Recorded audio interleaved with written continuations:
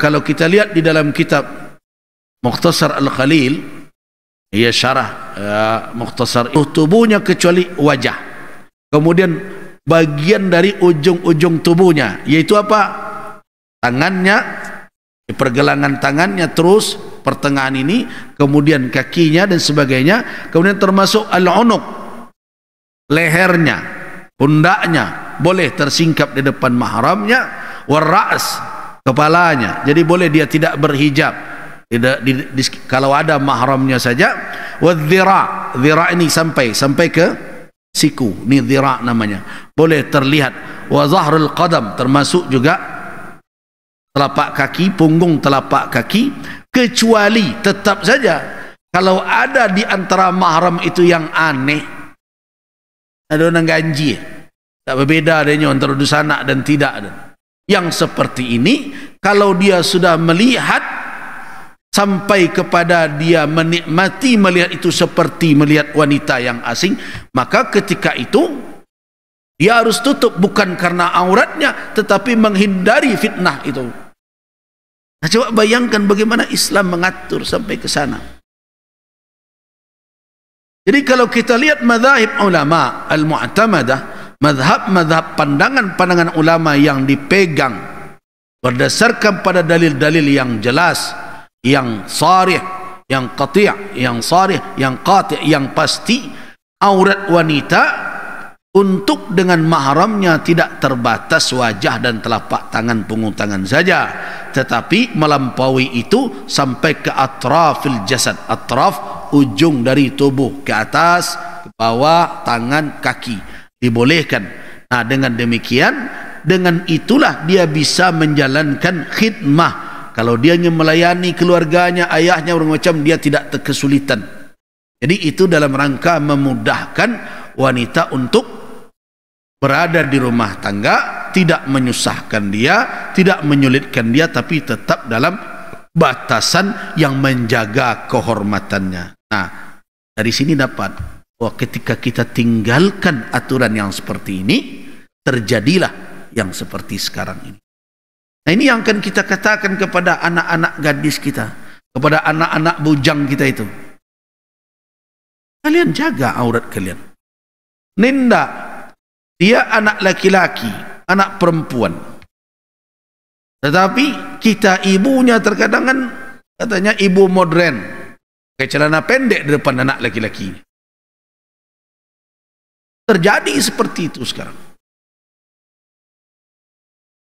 Gitu juga anak gadis di depan saudaranya, pakai celana pendek dan bermacam, pakai baju tank top dan sebagainya. Nah, kemudian terjadilah pelecehan-pelecehan seperti itu. Terus siapa yang disalahkan dalam hal itu? Padahal syariat telah mengingatkan kita semua. Jadi kelalaian kita itulah yang menjadi penyebab. Tidak patuhnya kita kepada petunjuk syariat, itulah yang menjadi faktor terjadinya hal-hal yang demikian. Nah, ini cuma melihat, apalagi kalau sampai meraba. Nah, ini yang perlu diingat. Perlu diingat betul. Dan karena itu diajarkan kepada anak-anak tersebut, mana hal-hal yang sudah menjurus kepada pelecehan, harus berani dia menolak. Tidak boleh lagi. Harus berani. Termasuk apalagi dengan gurunya. Yang guru itu notabene adalah orang asing darinya. Makanya saya tidak setuju lagi kalau sudah SMP, SMA, ibu-ibu guru masih curuh juga anak tu cium-cium tangan yang laki-laki ke kita. Boleh kalau gurunya gak mudah ketujuh, nabi kodenya tu cium tangan itu.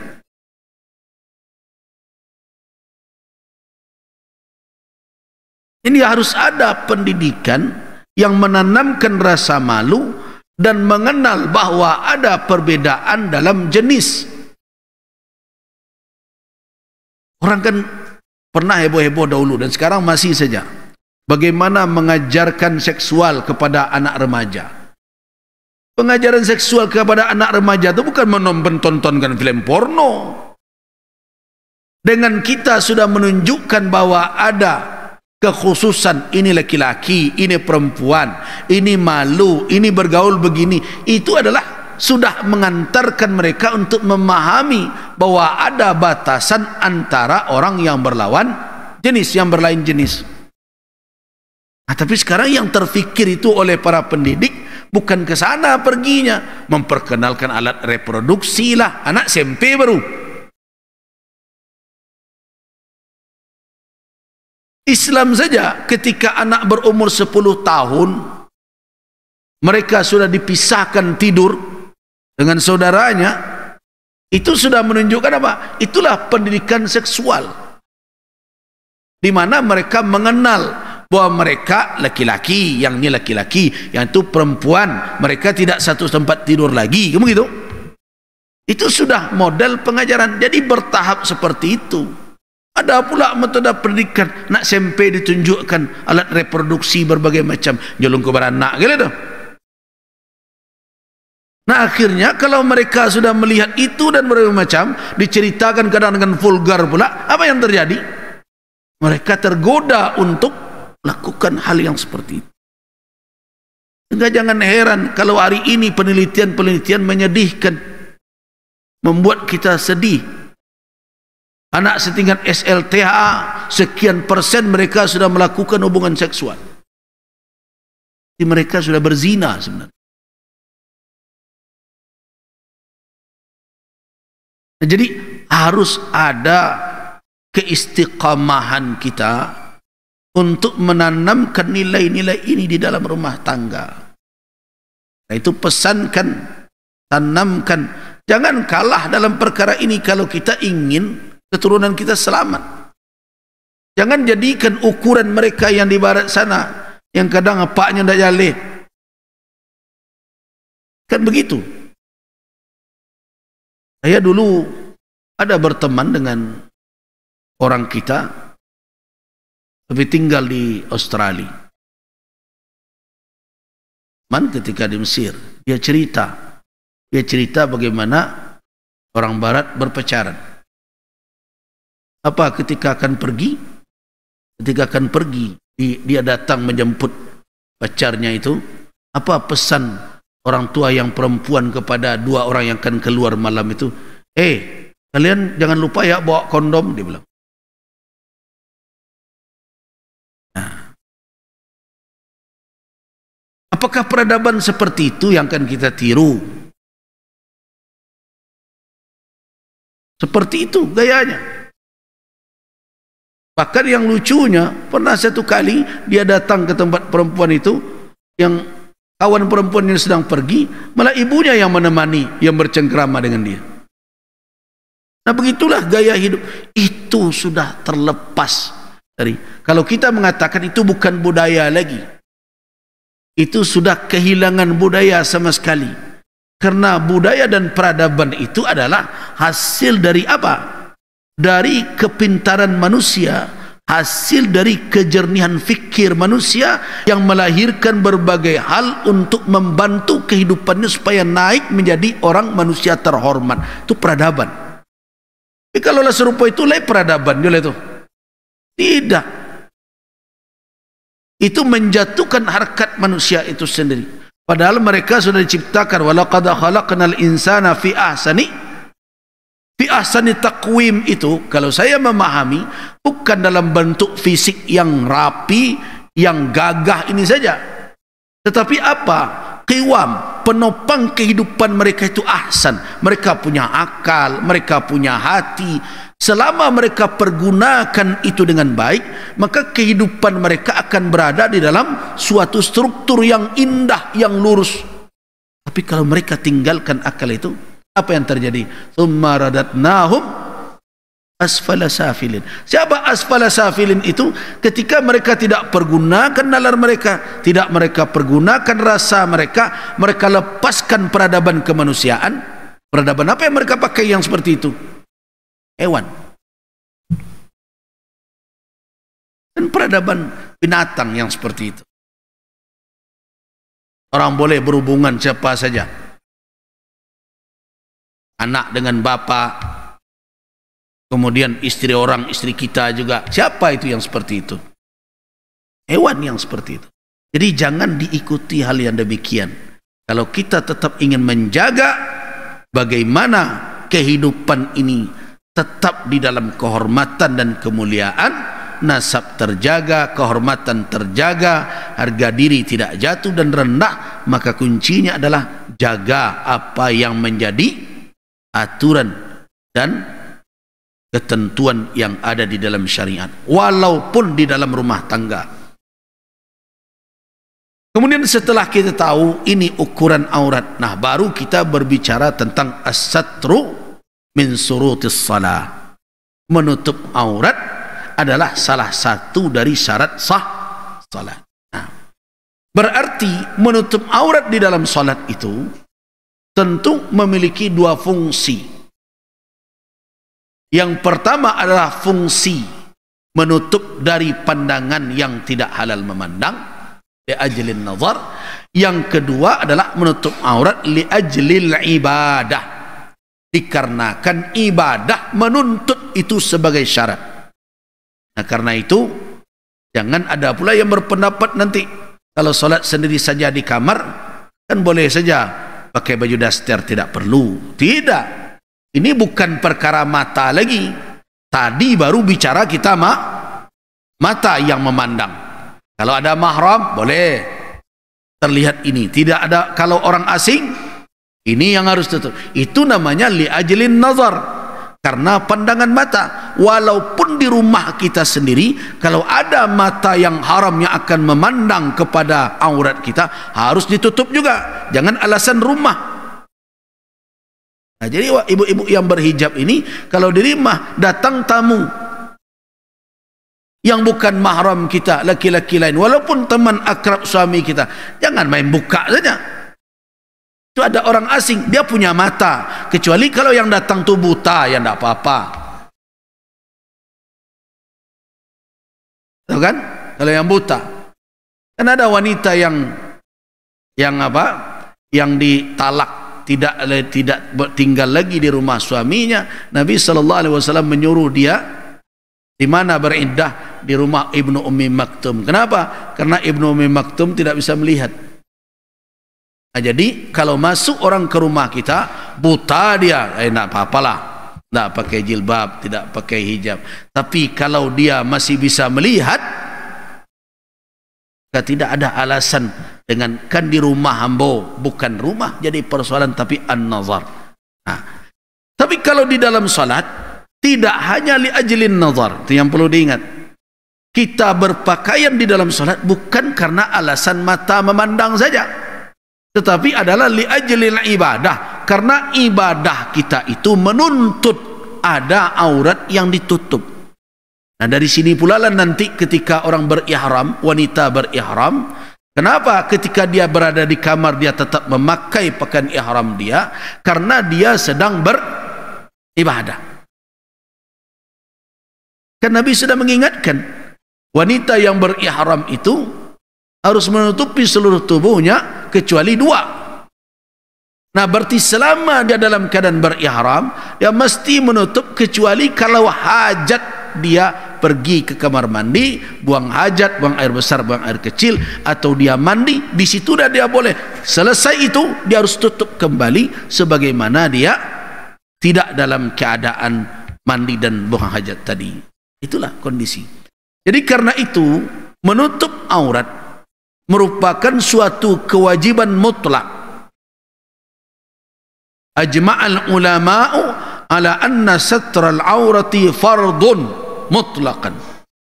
Berijma' ulama bahwa menutup aurat di dalam salat itu fardu mutlak, wajib. Namun wakhtalafu hal huwa syartun min surut sihhatis salah amla. Namun mereka berbeda pendapat apakah dia menjadi syarat sah atau tidak. Nah, ini bukan dalam keadaan lapang ya. Nanti ada dalam kondisi orang tidak ada pakaian yang cukup, di lain masalah nanti. Nah, mari kita lihat. Zahaba jumhurul fuqaha, jumhur ahli fiqih berpendapat anna satral aurati syartun min suruti sihhatis salah indal qudrah alaih. bahwa menutup aurat itu adalah syarat dari syarat sah salat ketika orang mampu. Ya, ada yang tidak mampu nanti. Tapi kondisi seperti itu jarang terjadi hari ini. Dan miskin-miskin orang masih saja ada pakaian, tapi zaman dahulu ini bisa terjadi. Kenapa? Kan sering kita mendengarkan kisah para sahabat kadang harus berganti pakaian untuk salat antara mereka dengan istri mereka. Nah, karena itu muncul dalam fikih indal qudrah.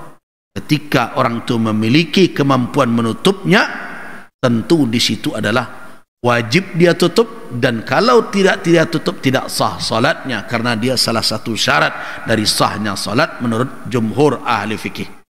Faman tarakahu fasadat salatuhu. Siapa yang meninggalkannya maka batal salatnya. Apakah yang terbuka itu banyak atau sedikit? Sama saja. Dia nak bahkan siku saja bolong seketek. Ya tidak. Tetap saja mau banyak mau sedikit selama itu aurat. Makanya saya ingatkan betul kan, sekarang kan orang sudah banyak faham bahwa mau kena itu bukan syarat. Kalau orang tua dulu kalau tidak ada telakuang tidak bisanya solat.